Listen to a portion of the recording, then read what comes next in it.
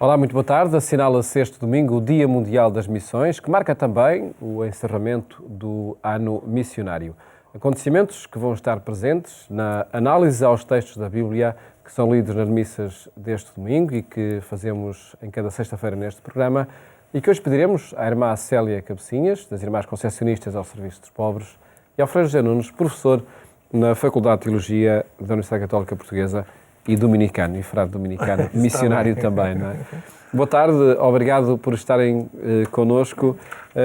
Irmã Célia pertence também a essa rede dos Institutos Missionários Adjentes, que dinamizou este ano missionário, olhando para as atividades propostas, para os objetivos que se pretendiam alcançar. Que avaliação faz deste projeto? Não tenho bem noção do que as dioceses viveram, mas sei que esta provocação chegou a muitas paróquias e a todas as dioceses, que houve iniciativas novas, que esta mensagem de que o batizado é enviado e que ser missionário não é para gente muito especial que parte e que vai para cascos de rolha, só esses é que são missionários. Isso desfez um bocado essa ideia. Foi muito positivo, ainda está a ser. O mês ainda não acabou. Mas essa até, condição... até a nível de paróquias, houve iniciativas novas, ações de formação, sensibilização acerca da importância da palavra, do sentido missionário de todo o cristão. Vejo o balanço como muito positivo. A condição do ser missionário como uma marca de todos os batizados, acha que passou? Está aqui causa uma mudança de paradigma, não é? Não terá passado totalmente. O Dom António Couto disse que não fizemos o trabalho de casa, chumbámos. o que era proposto e o que o Papa desafiou ficou muito aquém de ser realizado. Ainda assim, muita coisa aconteceu. A nível voluntariado, houve um aumento significativo neste ano missionário. Eu penso que também foi por este alerta na Igreja. Tantos sinais, tanta gente que se disponibilizou para fazer coisas novas, para anunciar, para estar junto de... A nível dos IMAG, na região de Lisboa e os IMAG são Institutos Missionários Adjentes, que estão organizados por zonas. Sei que aqui a zona de Lisboa se organizou muito bem e as paróquias pediram semanas missionárias, pediram que os missionários dos institutos de missão adjentes fossem às paróquias, evangelizassem, fossem ao encontro das pessoas na rua, nas casas, aos diferentes grupos paroquiais. Isso aconteceu, não foi... não teve a projeção que poderia ter, mas sim, teve impacto e ainda está a ter e consequências também esperemos que venha a ter. Claro, muitas. podem surgir ainda no futuro, não é? Que não são imediatas. Sim. Perguntava ao Frei José Nunes sobre este dinamismo missionário e, sobretudo, confrontando com a tradição missionária que Portugal teve, noutras circunstâncias, até políticas, não é? Que, felizmente, que terminaram, diria eu, mas que hoje exigem um novo enquadramento para a missão. Pois. Eu, se o Paulo não fosse perguntar isso, eu ia... Ia por aí. Ia conversar um bocadinho sobre isso. Sim. Porque eu creio que nós, historicamente, passámos um pouco de um extremo ao outro. Isto é, passámos dessa ideia, que a irmã falou muito bem, de que a missão era a missão adjentes, ir para muito longe, para cascos de rolha, como a irmã disse. Era de certas pessoas, eram os missionários, congregações missionárias. Todos nós, desde pequenos, que lembramos a figura do missionário, de barbas compridas, que ia lá para os confins do mundo, não é? Bem, passámos desse extremo, em que não se considerava que missão quase todos os cristãos a podem ou devem desempenhar, porque missão significa ser enviado, e, portanto, ir dar testemunho de Jesus. Mitere, missão vem de mitere, enviar. Né? Passámos para o outro extremo, em que agora se diz, bom, todo o cristão é missionário, todos somos enviados, não é preciso ir para longe, a Igreja é missionária por natureza, como dizia o Vaticano II.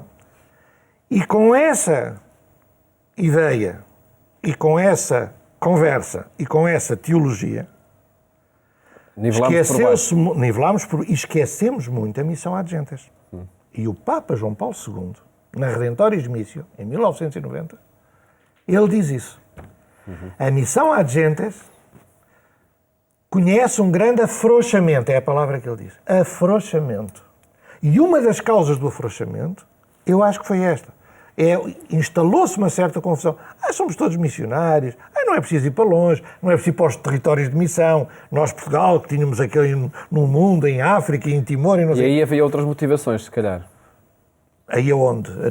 Quando não ir para os territórios de missão das colónias. Pois, e ficar mais por cá. E até havia pessoas também, nesses tradicionais territórios de missão, que diziam: não, nós não precisamos mais que venham para cá missionários americanos ou europeus, deixa-nos isto a nós. Eu lembro-me, por exemplo, o Fabien Bucibulaga, um padre jesuíta dos Camarões, na década de 70, disse: por favor, vocês, missionários estrangeiros, vão-se embora da África. Vocês, missionários brancos da Europa, vão para as vossas... Deixem-nos. Larguem-nos. Ora, tudo isso é confusão. Tudo isso é confusão. A missão ad gentes continua a ser muito necessária. A gente não pode esquecer que o cristianismo, os cristãos no mundo, não chegam a 1/3 da humanidade. A humanidade são 7 bilhões e meio de pessoas. Os cristãos estão mais ou menos 2,2 bilhões. Não chega a 1/3. Portanto, tem que haver mesmo missão ad gentes. Claro que pode ser feita a 5 metros de distância, ou então fazer nova evangelização, que também é muito parecido. Aqui, bem perto de nós, em Portugal, 80% das pessoas são batizadas, mas precisam de ser evangelizadas. Mas nós não podemos esquecer os tais cascos de rolha. Os ateus, os não cristãos que vivem perto de nós, mas também os bilhões de pessoas, sobretudo na Ásia, um pouco também em África, mas sobretudo na Ásia, que não são cristãos, quer dizer, só que a missão aí é que está, quer dizer, já não vai ser feita como muitas vezes se entendeu, com armas na mão, com querer impor o Evangelho, primeiro conquistar as terras, os povos, politicamente, depois batizá-los. Não, quer dizer, hoje a missão é entendida realmente como propor o Evangelho, a maravilha do Evangelho, o tesouro que é o Jesus e o Evangelho. Depois, o resto é trabalho do Espírito Santo. Quem quiser aceitar, aceita e conversa. Quem não quer, continua a ser santo ou mais santo que os cristãos. Mas pronto, nós temos esse dever da missão do anúncio de Jesus e do Evangelho. Já falei demais, desculpa. Não, este é o tema, de facto, deste mês e queremos trazê-lo também para este programa, pela atualidade que ele tem e pelo imperativo que tem para o sucesso cristão hoje, porque creio que essa é a motivação primeira também pela convocatória deste ano missionário e do mês extraordinário que o Papa inaugurou. Vamos aos textos da Bíblia, que são lidos nas missas deste domingo. Muito bem. Para também aí, por certo, incluir estes dinamismos de missão. E antes de analisarmos o texto do Evangelho, vamos ouvir o Evangelho que será lido nas missas deste domingo, aqui, no caso, pela voz de Luís Miguel Sintra. Naquele tempo, Jesus disse aos seus discípulos uma parábola sobre a necessidade de orar sempre sem desanimar. Em certa cidade vivia um juiz que não temia a Deus nem respeitava os homens. Havia naquela cidade uma viúva que vinha ter com ele e lhe dizia: faz-me justiça contra o meu adversário. Durante muito tempo ele não quis atendê-la, mas depois disse consigo: é certo que eu não temo a Deus nem respeito os homens, mas porque esta viúva me importuna, vou fazer-lhe justiça para que não venha incomodar-me indefinidamente. E o Senhor acrescentou: escutai o que diz o juiz iníquo. E Deus não havia de fazer justiça aos seus eleitos, que por ele clamam dia e noite, iria fazê-los esperar muito tempo. Eu vos digo que lhes fará justiça bem depressa. Mas quando voltar o Filho do Homem, encontrará fé sobre a terra. Frei José Nunes pedia-lhe o comentário a este texto. Ele termina com esta pergunta assim muito enigmática, que o que é que ela quer significar? Claro, quer dizer que nós muitas vezes vivemos problemas, dificuldades e precisamos realmente de uma ajuda de Deus, de uma força de Deus, seja ela qual seja e de que modo apareça, enfim. Mas para isso precisamos ter fé, de acreditar em Deus. Se nós tivermos fé, realmente compreenderemos e saberemos e sentiremos que Deus está connosco e nos ajuda. Mas será que a gente tem fé para isso? Será que temos confiança suficiente em Deus também para nos abrirmos diante dele, os nossos problemas, as nossas dificuldades e pedir-lhe ajuda? Também é uma questão de fé. Aliás, quando Jesus fazia muitos milagres, Jesus dizia às pessoas: vai, estás curado, a tua fé te salvou. Portanto, a fé é necessária para a gente viver bem, para a gente ser feliz, para a gente ser curado. Acreditar que Deus está connosco e nos ajuda e nos pode ajudar ainda mais. Portanto, o problema também é nosso. E por isso é que Jesus diz: Deus ajuda. Mas será que Ele vai encontrar fé? É que Deus, contra a nossa fé, também não quer ir. Bom, essa é uma primeira reação a essa última pergunta, não é? Sim. De Jesus. E o contexto deste texto? O contexto, eu acho que é mesmo este, o da ilimitada confiança em Deus que somos desafiados a ter, e o pedir, quer dizer, aquela viúva não desistiu junto do juiz para que lhe fosse feita justiça. Ela aborreceu, entre aspas, ela chateou, ela não o largou, não é? Até ser escutada, não é?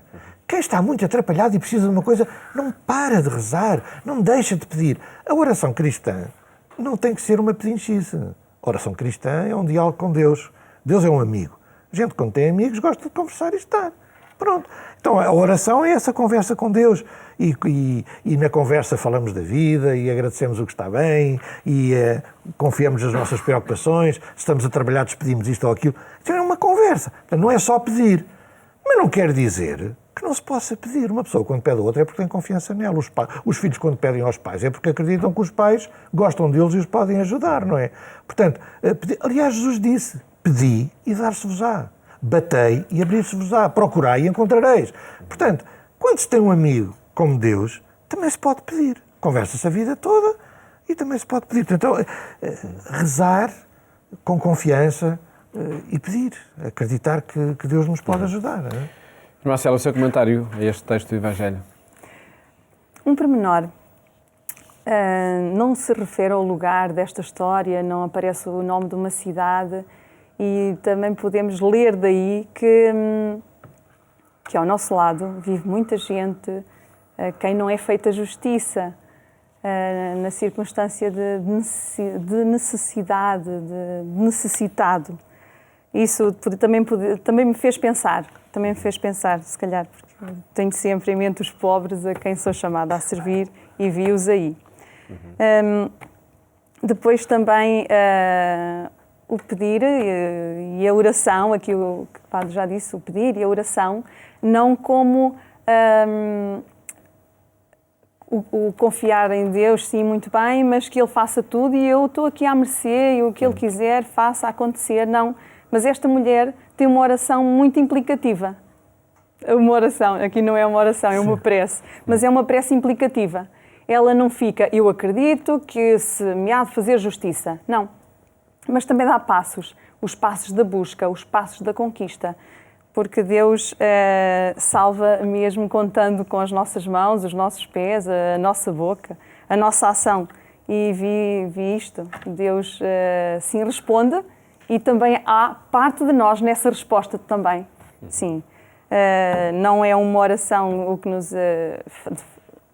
A oração de que fala este Evangelho não é uma oração de fazer violência a Deus, que podia ser visto assim, mas não é. Não é isso que passa aqui, não é de fazer violência a Deus, mas antes do reconhecimento de que eu dependo de Deus, em Deus está a minha confiança, Ele salva e salva por meio de mim. Isso sim, esta noção de oração. Deus está connosco, Ele age, também age por meio de nós. Paulo, gostei imenso de ouvir a irmã Célia e sublinhando a primeira ideia que ela deu do texto, eu acho que é um filão realmente extraordinário. Quer dizer, nós vivemos num mundo e em sociedades, em quase todo o mundo, em que há muita gente a quem não é feita verdadeira justiça. E este texto, e os pobres são sempre os mais prejudicados, é como diz o Papa Francisco. Os pobres são sempre os primeiros a apanhar. Não é? E no funcionamento da justiça também. Este texto diz: havia uma cidade, um juiz que não temia a Deus nem respeitava os homens. Um juiz iníquo. Eu não iria propriamente falar de que há juízes iníquos, não, mas que há uma justiça iníqua, há. Portanto, eu não estou a falar de pessoas, mas nós vemos pessoas que realmente fazem crimes, às vezes brutais, e que com bons advogados e com procedimentos formais que não foram ou não cumpridos, não sei, safam-se sempre. Pessoas poderosas têm capacidade de se safar sempre na justiça. Não é? O pobre não tem essa possibilidade. É verdade que os Estados democráticos, em geral, quando um pobre não consegue ter um bom advogado, são obrigados a arranjar um advogado. Mas os pobres, desculpem a palavra, tramam-se sempre. Não é? E isto é uma justiça iníqua. E nós não podemos suportar isto. Há que lutar realmente contra isto. Aí há que ser insistente e ser implicativo também, muito, não é? Muito. E não deixar que a justiça se fique pela pequena criminalidade, Pois. como acontece muito. Sobre essas preces que fala o texto do Evangelho, creio que é que também a mensagem que decorre da primeira leitura do livro do Êxodo, no capítulo 17, muito em torno da figura de Moisés. Pois. Não é? Que sinal é este de levantar as mãos e Israel ganhava? Pois, eu aí... Há aqui um simbolismo por trás tem desse que haver, texto. tem que haver porque este texto mete Deus a lutar ao lado dos israelitas para dar cabo dos outros, para matar os outros. Isto faz-me desde já dizer lembrar o que as pessoas no fundo toda a gente já sabe, mas às vezes esquece. A Bíblia foi escrita mais ou menos ao longo de mais de 1000 anos, 1200 anos por aí. Os textos mais antigos, 1100 anos antes de Cristo, e depois os mais recentes, 100 anos depois de Cristo. E ao longo destes 1200 anos, há uma evolução muito grande na maneira como o povo bíblico, as pessoas que escreveram os textos, entenderam a Deus. Porque durante séculos, Deus foi entendido, muitas vezes, como um facínora. Como alguém que era vingativo, que era ciumento, que se punha ao lado de uns para dar cabo de outros. Há salmos que dizem, e matou os reis, é eterna a sua misericórdia. Mas que é isso? Quer dizer... E há estilos literários também. Há estilos literários, claro, há estilos literários, mas há realmente também esta consciência que se foi depurando de que Deus é um Deus bom, amigo e bom para com todos, que não anda a lutar nos exércitos contra outros. Deus é pai de todos e todos são chamados a ser irmãos. Portanto, lembrando isso e, portanto, abstraindo o contexto em que Moisés faz esta oração, o que o texto nos está a querer dizer é que há que rezar sem desfalecer e, por isso, as mãos ao alto. E depois lhe põe umas pedras de baixo para os braços não caírem, para não desfalecer.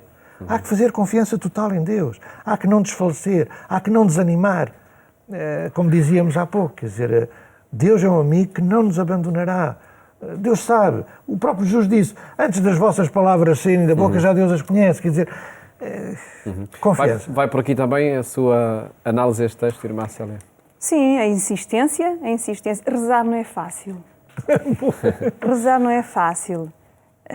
É encantador e é consolador quando a oração é de contemplação do belo, quando é de gratidão, mas quando a oração é de prece, tem por trás sofrimento, tem por trás uma causa de dor. E não é de consequência imediata?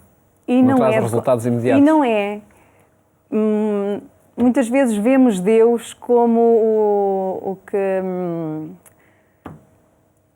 o que faz recados, o que faz os nossos recados. Mas Deus é tão mais.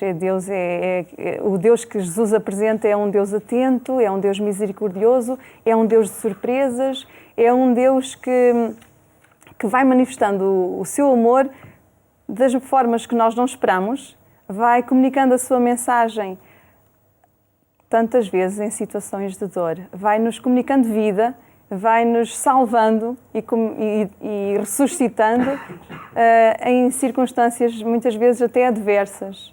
A oração aqui é uma oração sofrida, mas é uma oração de confiança, é uma oração que diz, olha, Senhor, salva-nos.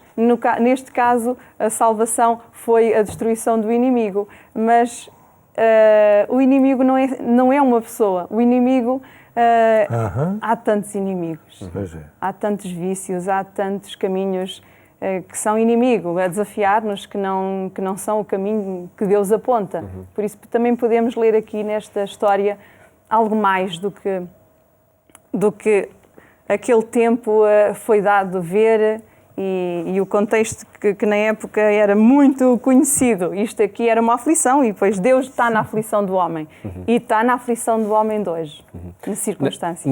Nessa forma de oração e da insistência com que deve ser feita, talvez o texto da segunda leitura também ajuda aqui a criar algumas pistas quando afirma, proclama a palavra, insiste a propósito e fora de propósito. A tempo e a destempo, não deixes de pregar a palavra de Deus. E nessa palavra é que está o centro? Sem dúvida, está e deverá sempre estar.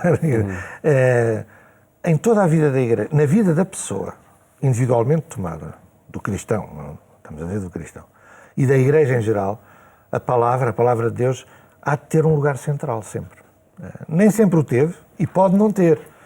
Mas, de facto, com o Vaticano II, isso foi muito lembrado à Igreja. E, portanto, a gente alimenta-se na vida de muita coisa. A gente alimenta-se de bons filmes, de bons livros. Eu agora estou a ler um livro espetacular, não é? De bons passeios, de boas férias. A gente alimenta-se de muitas coisas, de boas comidas também. Isso dá gosto à vida. Mas há uma coisa que não nos pode faltar na vida, que é o alimento da Palavra de Deus. E, portanto, a Palavra de Deus, realmente a gente deve colocá-la também no centro e escutá-la. E na vida da Igreja também. Qualquer grupo que leia a Palavra de Deus, qualquer comunidade que leia a Palavra de Deus na catequese, que se dê a Palavra de Deus e não apenas listas de pecados ou de mandamentos. A Palavra de Deus em tudo, nos sacramentos, que seja o centro a Palavra de Deus. Não é? O nosso tempo vai caminhando para o fim, mas gostava ainda de ouvir a irmã Célia sobre este texto da segunda leitura. Vemos Paulo no seu entusiasmo, no seu rasgo missionário. É encantador. Lemos este texto e ficamos encantados pela palavra, mas também pelo entusiasmo, que pela palavra, pelo anúncio, que todos conheçam Cristo. Por isso é um testemunho de fé que em poucas linhas passa de forma muito forte. Ele confia na pessoa a quem está a falar. Está a falar para um missionário, para alguém que conheceu a palavra, e ele refere isso, e lembra-o, essa palavra é a palavra da sabedoria, é a palavra que dá vida. E para que é que serve? Os outros também devem conhecer essa vida, chegar a toda a gente, não que esteja a violentar todo o mundo para que conheçam e acreditem, mas proporcionar a todo mundo que todos o conheçam, amem e se deixem amar. O grande desafio, sem dúvida, de uma jornada missionária como aquela que se assinala este domingo. Muito obrigado por terem estado aqui no programa Eclésia a analisar os textos que são lidos nas missas deste domingo, em que se assinala o Dia Mundial das Missões.